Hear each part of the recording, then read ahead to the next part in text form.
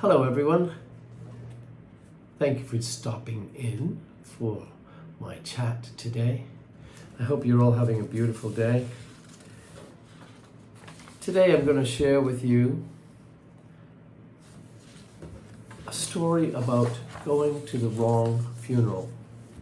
Now, one of the reasons why I'm sharing that is because probably 2 months ago, a friend of mine's mom had passed away, and I decided to go to the wake.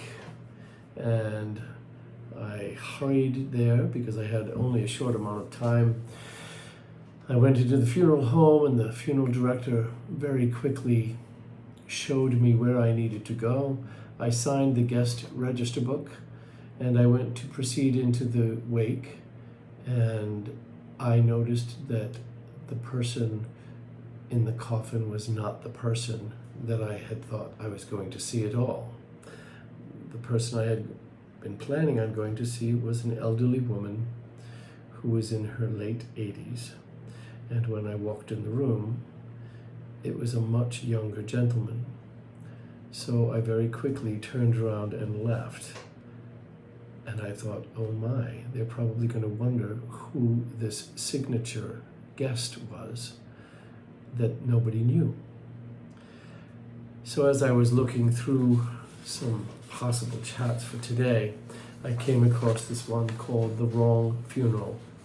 So I thought I would share it with you. Consumed by my loss, I didn't notice the hardness of the pew where I sat. I was at the funeral of my dearest friend, my mother. She finally had lost her long battle with cancer. The hurt was so intense, I found it hard to breathe at times.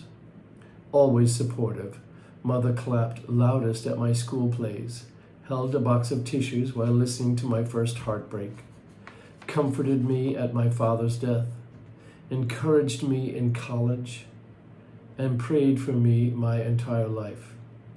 When Mother's illness was diagnosed, my sister had a new baby, and my brother had recently married his childhood sweetheart. So it fell on me, the 27-year-old middle child without entanglements, to take care of her. I counted it an honor. What now, Lord? I asked, sitting in church. My life stretched out before me as an empty abyss. My brother sat stoically with his face toward the cross while clutching his wife's hand. My sister sat slumped against her husband's shoulder, his arms around her as she cradled their child. All so deeply grieving, no one noticed I sat alone. My place had been with our mother, preparing her meals, helping her walk, taking her to the doctor, seeing to her medication, and reading the Bible together. Now she was with the Lord. My work was finished, and I was alone. I heard a door open and slam shut at the back of the church. Quick footsteps hurried along the carpeted floor. An exasperated young man looked around briefly and then sat next to me. He folded his hands and placed them on his lap. His eyes were brimming with tears. He began to sniffle. I'm late, he explained, though no explanation was necessary. After several eulogies, he leaned over and commented, "Why do they keep calling Mary by the name of Margaret?" Because that was her name, Margaret, never Mary. No one called her Mary, I whispered. I wondered why this person couldn't have sat on the other side of the church. He interrupted my grieving with his tears and fidgeting. Who was this stranger anyway? No, that isn't correct, he insisted, as several people glanced over at us whispering. Her name is Mary, Mary Peters. That isn't who this is. Isn't this the Lutheran church? No, the Lutheran church is across the street. Oh, I believe that you're at the wrong funeral, sir.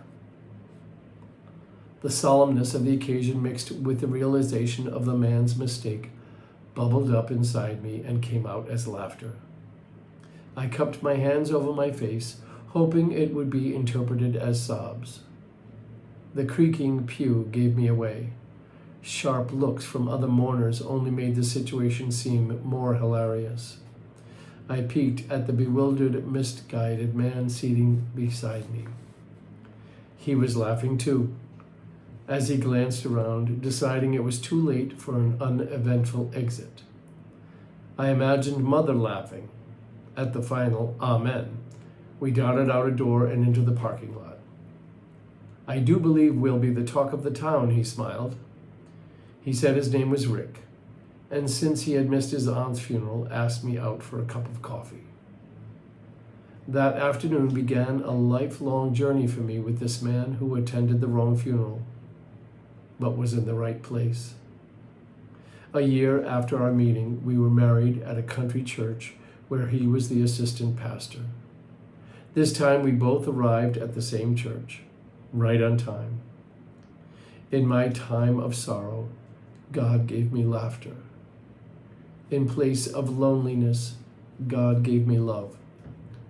This past June, we celebrated our 22nd anniversary. Whenever anyone asks us how we met, Rick tells them, her mother and my Aunt Mary introduced us, and it's truly a match made in heaven. When it is time, needed, and right, the Lord provides. I love that it's said that in my sorrow, God gave me laughter. In place of loneliness, God gave me love. You know, so many times things happen in our lives and we're not sure why they do, but I believe that everything happens for a reason. Whether it's to learn something from someone else or whether it's to, by chance, fall in love. This story was just written as anonymous, but I believe that it was a true story. And I believe that we probably all have some sort of an uncomfortable situation that turned into be a blessing in our lives. May you always find the unexpected and make it fill your hearts with joy and love. And thank God for the gift of surprise. Have a beautiful day, everybody. God bless you.